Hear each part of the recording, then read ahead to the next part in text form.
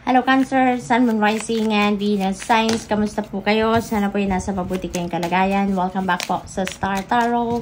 Kung bago kayo rito, welcome din kayo. Thank you sa inyong support. I truly appreciate it. God bless you all. Kung ano mensahe po ninyo, dance. Ayan, take inspiration from the moonlight dancing on the surface of the sea. Ayan, maaring dance ito na literal na dance. Maaring mahilig kayong sumayaw, no? Mahilig kayong sumayaw. Maybe that is your passion. Maaring dyan kayo nag-i-enjoy. Maaring yan ang form of exercise ninyo. So, maaring ganun. And, ito yung, yung panawagan sa inyo sa ngayon. Maybe nagkaroon kayo ng disconnect, no? Sa pagsasayaw. Recently, kaya inaanyayahan kayo na muli ibalik ninyo yung pagsasayaw ninyo. Ibalik ninyo yung passion ninyo. We have move. Ayan. So, syempre, pag kailangan ninyong gumalaw-galaw talaga, no? So, maaring form of exercise ninyo ito. Maaring ganun ang ganap dito for some of you. Siguro nagsusumba ang iba sa inyo dito, no? Kaya, there is movement na kailangan ninyong gawin dito. So, siguro, ano lang kayo sa ngayon, ano? Siguro naka-work from home kayo or maybe lagi kayong maraming ginagawa at hindi na din, parang, siguro nasa harap lang kayo, ang trabaho siguro ninyo, nasa harap lang kayo ng computer lagi, maghapon yung gano'n. Maybe nandun ang trabaho ninyo, no? Kaya parang kailangan ninyo na mag-engage kayo into physical activity like dancing, no? Maaaring gano'n kasi posibleng yun ang hilig ninyo, yun ang passion ninyo. Kaya yun ang panawagan sa inyo na ngayon. You need to do some kind of bodily movement, yung gano'n, physical, no, na movement. Posible din na yung move na to is travel. Maaring relocation. Maaring ganun ang ganap dito for some of you. So, what else? We have patience. The tide will come in when it's ready. That's very true. Kahit ano man ang gawin natin, kahit ano man ang pagsisikap natin na gawin ang lahat para mangyari ang gusto natin mangyari. If it's not divine timing yet, it will not happen. Isa pa, if it's not meant for us, it will not happen. If it's not part of the divine plan, it will not happen. Kaya, all we need to do is to surrender, no? Surrender to the divine universe, surrender to the natural ebb and flow of life, project patience, no? And while we are practicing patience, makinig talaga tayo sa ating intuition because we will be guided, no? Bibigyan tayo, sisendan tayo ng signal ng universe kung ano ang kailangan nating pagfokusan, anong kailangan nating isipin, anong kailangan natin na gawin, no? May mga intuitive messages, no, intuitive nudges na binibigay sa atin ng universe, no? Kaya habang nagpapasensya, habang naghihintay, you know, pakinggan natin ano ang binubulong ng intuition natin so that we will be guided accordingly. Okay? We have recharge. There's nothing like a walk on the beach to soothe your soul. Wow. So, kailangan ninyo dito na kung meron kayong access, no, sa beach, kung meron kayong access sa dagat, something like that, gawin ninyo, no? Kasi maaring yun ang kailangan din ninyo ngayon. Very healing, no? Ang water. Very healing, very therapeutic ang water, no? Nature elements, no? Nature elements are very healing and very therapeutic. Kaya maaring yun din ang kailangan ninyong ma-experience sa ngayon. Take a break, no? Take a break. Mag-beach muna kayo kung meron kayong inaisip na ganong activity, no? Huwag na kayong magdalawang isip kung meron lang din naman kayong access, meron kayong panahon para magawa yan, then go for it, okay? So, what else? We have blue star. Wow, napakaganda.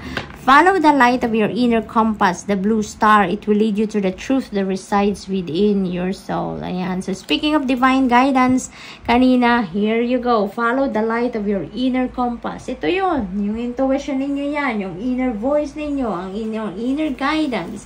Yun, no?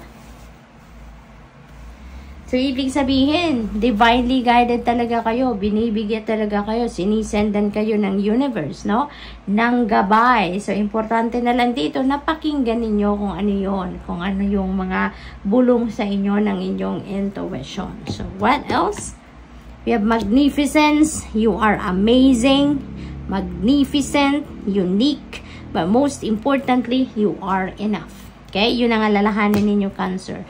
You are more than enough. Wag din yung isipin na hindi ninyo mapagtatagumpayan lang kung ano man ang ginagawa ninyo or yung iniisip ninyo because you are lesser of a person, no? Hindi ganon. We are all created equal. Lahat tayo biniyayaan ng talent, skills, and gift para magamit natin na ma-carry out natin yung purpose natin sa buhay, mission natin sa buhay, mga goals natin, mga pangarap natin, no? Kanya-kanya lang tayo ng timeline. Kanya-kanyang divine timing. Iba-iba tayo ng path na pinagdadaanan.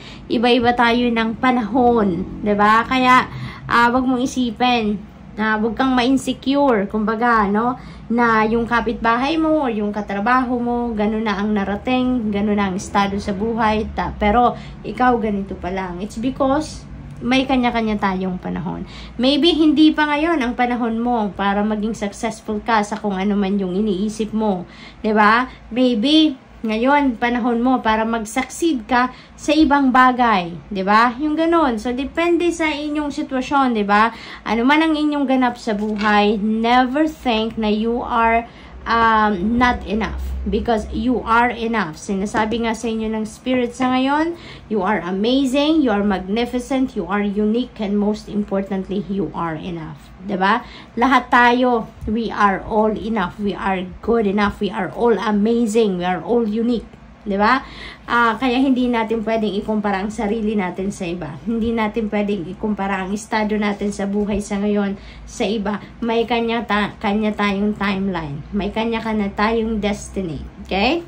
So, what else? You have dreams. The universe speaks to you through your dreams. Ayan. Speaking of guidance, speaking of inner compass, diba? So, you are divinely guided, Cancer, okay? Kahit sa panaginip, binibigyan kayo ng mensahe, ng impormasyon, ng gabay ng divine universe of what you need to do, of kung ano na yung dapat ninyong gawin, anong path ang tatahagan ninyo. You are divinely guided, okay?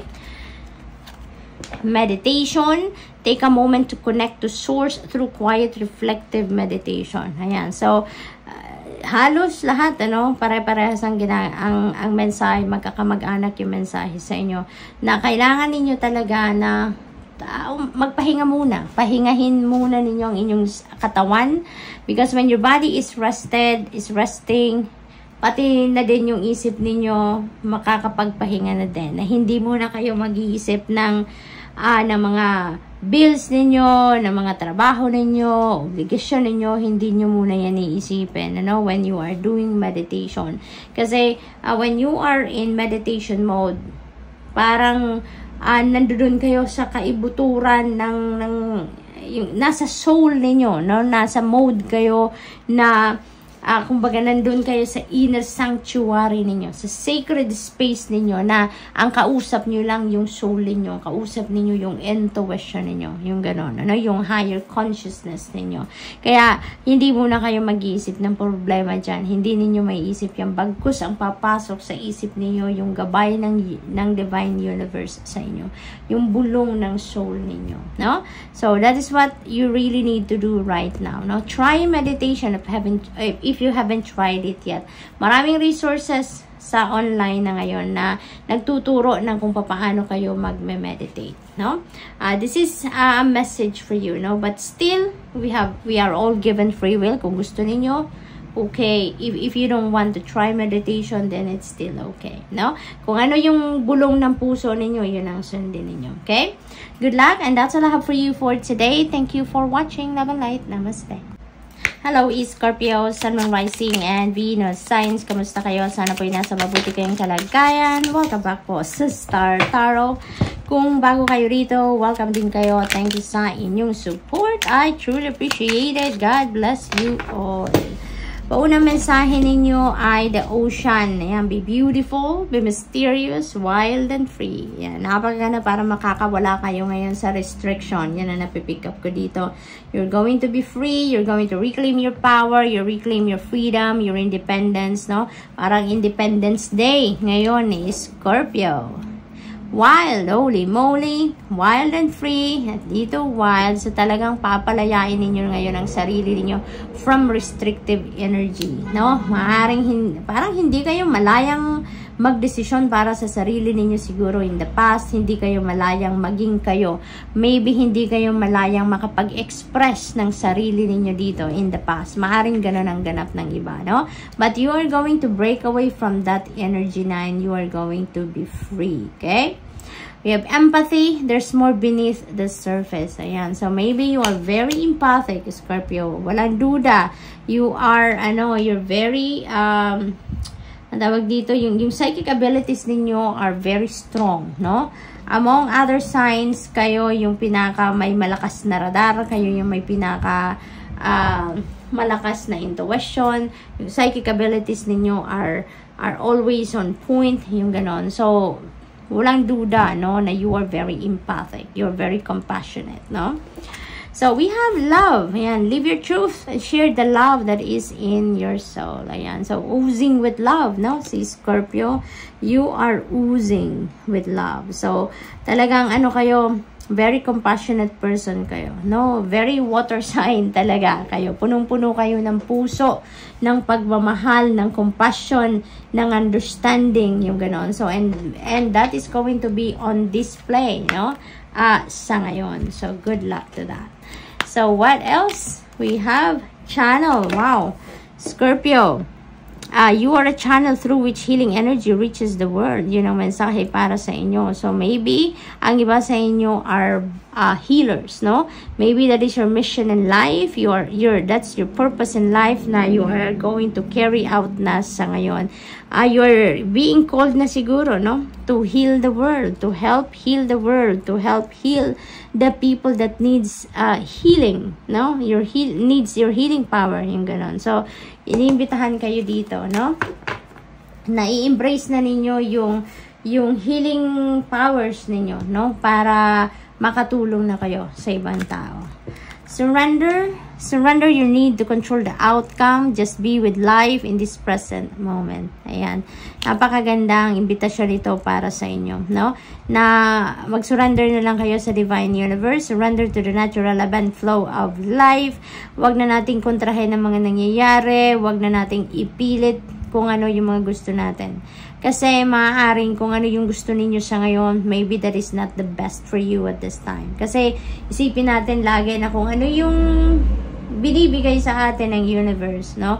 Yun ang best para sa atin sa ngayon. Yun ang kung ano na experience natin sa ngayon, that is what needs to for us to experience at this time. Kaya yun ang hinahayaan niya na mangyari, no?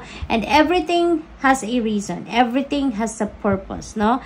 Kaya maaring kung ano man ang hinihingi ninyo sa ngayon, dinideny sa inyo, it's because it's not for you at this time.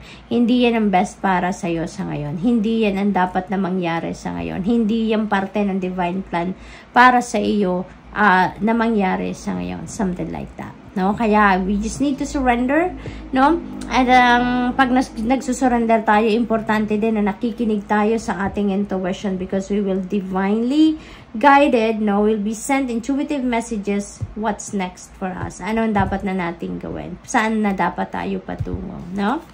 So, what else? We have magnificence. Ito din ang lagi ninyong itatandaan, Scorpio, okay? You are amazing, you are magnificent and unique, but most importantly, you are enough. Kaya wag kayong mawalan ng pag-asa, okay?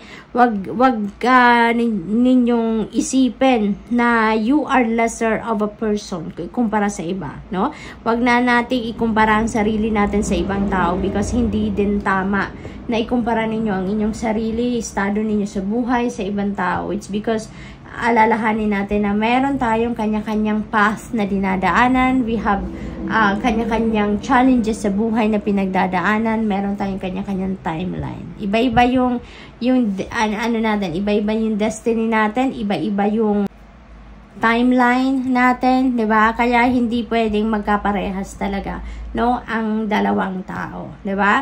Yung maaring yung katabi mo successful siya sa ngayon sa isang bagay and maaring iniisip mo na bakit siya successful sa ganito, ako din naman ginagawa ko din naman ang lahat para maging successful din ako kagaya niya doon sa ganong estado, sa ganong bagay din, ano? wag na nating questionin yun, ano? Kasi, hindi rin natin alam kung anong eksaktong ginawa niya, at paano niya narating yon, paano siya nagdadasal, ano ang nararamdaman niya, paano niya minanifest yun, anong ginawa niya, something like that. Diba? We have our different path na pinagdadaanan. Iba ang experience niya, iba ang experience natin. Iba yung para sa kanya sa ngayon, iba din yung para sa inyo sa ngayon. Maybe hindi ninyo nakikita na nagtagumpay na din kayo sa ibang bagay, sa ibang larangan, sa iba ninyong ginagawa, no? Siya, nagtagumpay din siya sa ganong bagay, kung ano man yun, diba? So, may kanya-kanya tayong, path na pinagdadaanan. Yun ang pinakamahalaga nating iisipin. Kaya, wag nating isipin, no, na hindi kayo amazing, hindi kayo magnificent, hindi kayo unique, hindi kayo enough. No? Wag na ninyong isipin kasi we are all created equal. No? We are all created equal. Lahat tayo biniyayaan ng skills, ng talents, ng gifts. Iba-iba nga lang, 'di ba? Iba-iba yung talents mo sa talents niya. Iba-iba yung skills mo sa skills niya, 'di ba? But lahat tayo may skills, lahat tayo may talent, lahat tayo may gift, no? It's up to us kung paano natin ginagamit. It's up to us kung paano natin nina-navigate, no, ang buhay natin. Kaya hindi pwedeng magkakaparehas tayo, 'di ba? So, what else? We have truth. See your light, know your power, have the courage to walk your truth. Ito yon, napakahalaga. Kilalanin mo din ang sarili mo. Okay? Tignan mo, anong ba yung talent mo? Ano yung gift mo? Anong skills mo? Gamitin ninyo yon because yun ang binibigay sa bawat isa sa atin para ma-carry out natin yung mission natin sa buhay, yung mga goals natin sa buhay, matupad natin ang mga pangarap natin sa buhay. Okay? So, good luck, and that's all I have for you for today. Thank you for watching Love and Light. Namaste. Hello, Pisces, Sun, Moon, Rising, and Venus signs. Kamusta kayo? Sana po yung nasa mabuti kayong kalagayan. Welcome back po sa Star Tarot. Kung bago kayo dito, welcome din kayo. Thank you sa inyong support. I truly appreciate it. God bless you all. Paunang mensahe po ni Pisces, turbulence. Ayan, the mind is murky and rough waters. Naguguluhan siguro na mong problema. Maaaring ganun, chaotic ang isipan ni Pisces at this time, no? Parang maaaring meron decision making ang iba sa inyo na kinakaharap sa ngayon, and maybe you can't figure out kung ano ang magiging decision ninyo. Something like that, no? Magulo. Communicate. Yan. Things left unsaid will never reach the shore. That's very true. Napakahalaga na maging bukas ang communication lines ninyo dito, no? So, maaaring kaya kayo naguguluhan din siguro because hindi, sinasarili nyo lang, paikot-ikot na lang sa isip ninyo kung ano siguro yung naiisip ninyo. Diba? Yung kayo lang, umiikot na lang sa inyo. sa ano ninyo, sa sarili ninyo, yung kung ano man ang idea na yan or kung ano man yung naiisip ninyo na maging solusyon sana sa problema ninyo, no? At lalo lang gumugulo, no, yung isip ninyo. Kaya siguro hindi nyo na rin napaprocess ng maayos, kaya mas lalong nagiging chaotic, no, ang isipan ninyo sa ngayon. So, you may need to talk to someone, no? You may need to ask for advice, you may need to listen to other people's perspective siguro, no? Maybe yun ang kailangan ninyo sa ngayon, makipag-communicate kayo so that other people would understand you as well, or makakuha kayo ng advice ng ibang tao. So maybe ganun din ang kailangan ng iba sa inyo dito, okay? We have choose wisely, be discerning. You don't have to keep everything in your net. Ito na nga, diba? Tulad ng sinabi ko kanina, na maaring sinasarili nyo lang, no? Maaring may mga concerns kayo sa mga katrabaho ninyo, may concerns kayo sa pamilya, no, sa inyong relationship, and nandyan lang sa isip ninyo, sa dibdib ninyo. Hindi ninyo nilalabas, hindi ninyo kino-communicate sa tao, no, na kailangan ninyong kausapin or kailangang makarinig, no, ng inyong opinion, makarinig ng concern ninyo, yung ganun. So, you may need to really open your communication lines dito. Okay? Para magkaintindihan kayo, ma-solve na kung ano man ang concern ninyo, kung ano man ang pinoproblema ninyo. you don't find pearls on the seashore. You really need to dive, no? Feeling ko din dito, kailangan nyo din na subukan talaga, no? Hindi magkakaroon ng linaw ang inyong sitwasyon kung nasa isip nyo lang yan. Hindi ninyo maririnig kung ano yung opinion ng ibang tao if you are not going to speak up. Kung hindi ninyo ipaparating sa tao kung ano yung concern ninyo, hindi ninyo maririnig ang kanilang opinion, perspective nila, kung ano yung stand nila sa kung ano mang subject yan, ano, na iniisip ninyo or meron kayong concern about, no? Kaya kailangan talaga na sumubok kayo. Kailangan ninyo na i-try ninyo maglakas ng loob na kayo na magsalita, no? So, yun ang napipick up ko dyan. Tignan natin kung ano pa. Dreams, the universe speaks to you through your dreams. Ayan, you are divinely guided, no? Binibigyan kayo ng gabay ng divine universe dito through your dreams, okay? Yung panaginip po ninyo, no, pagkagising ninyo po sa umaga, no? Pagkagising ninyo sa umaga, if you still remember the elements of your dream, no, kung ano man yan, na napanaginipan ninyo. Kung naaalala nyo pa, isulat nyo po yan, write down on paper, and i-research po ninyo, i-google ninyo kung ano yung spiritual meaning, no, ng elements na yan sa inyong panaginip, because that could be your reference, no, sa kung ano ang ibig sabihin, no, ng inyong panaginip. That is divine guidance. Earth guide, your sacred calling upon this planet is to simply love and be loved. Maaring ang iba sa inyo, Pisces, dito, siguro narinig nyo na yan sa mga kaibigan ninyo, katrabaho ninyo, mga taong natulungan nyo na, you know, na you are their earth guide. You are their earth angel, yung gano'n, no? Kasi maaring yun talaga, yun ang mission ninyo sa buhay, yun ang purpose ninyo sa buhay ngayon, to be an earth guide, no? So, what else? We have vibration. Your vibration is being raised to higher levels. You are connected to cosmic intelligence. Parang napakalapit ninyo ngayon sa spirit realm, no, Pisces? Parang yung ano ninyo ngayon, yung the veil between you and the spirit realm, parang ang nipis, no? Ang nipis sa ngayon. At napaka-powerful, kumbaga, ninyo, no? Sa ngayon, napaka-lakas ninyo sa divine universe, napakalakas ninyo sa inyong mga spirit guides, sa inyong mga angels sa ngayon.